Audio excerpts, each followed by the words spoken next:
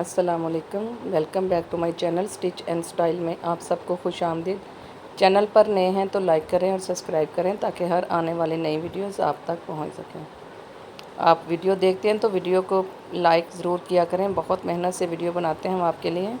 ये मैं आज आपको एक बेबी फ्रॉक की कटिंग एंड स्टिचिंग करने का तरीका बताऊँगी।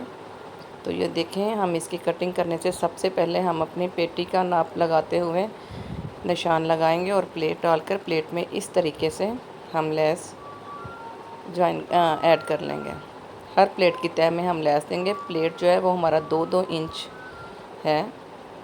निशान लगाकर हर प्लेट में हमने अपनी लेस देनी है और प्लेटों की लंबाई जो है वो हम अपने पेटी के हिसाब से रखेंगे।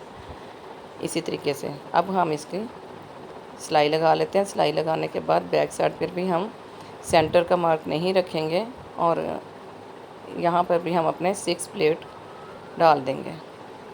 दोनों प्लेट मुकम्मल होने के बाद हम इसकी कटिंग करेंगे। शोल्डर की कटिंग जो है पहले हम प्लेटें लगा लेंगे, उसके बाद हम कंधे की कटिंग और बाकी जो हमारी कटिंग है वो सब हम बाद में करेंगे अपनी पैमाइश के हिसाब से ही।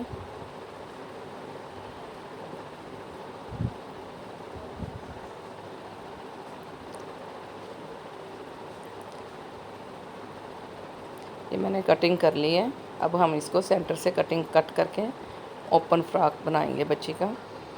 पट्टी लगा देंगे इसमें। नीचे वाली पट्टी जो है वो बगैर का चिप्स के ही लगाइए, ऊपर वाली में चिप्स लगाएं। आप चाहें तो दोनों में ही लगा भी सकते हैं और स्किप भी कर सकते हैं। अब हम इसके गले की पैमाइश करते हुए इसके गले की कटिंग कर लेंगे।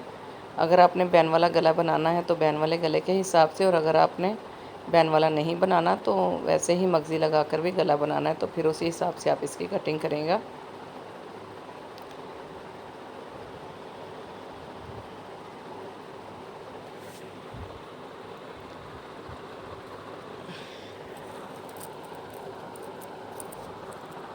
गले की कटिंग करके फ्रंट पैक जोड़ने के बाद बाजू जोड़ लिए। उसके बाद ये हमारी है फाइनल लुक। बाकी जो हमने स्टिच कर ली है फ्रॉक, देखें बनकर बहुत ही प्यारी लगी है, बहुत ज़बरदस्त बन गई है।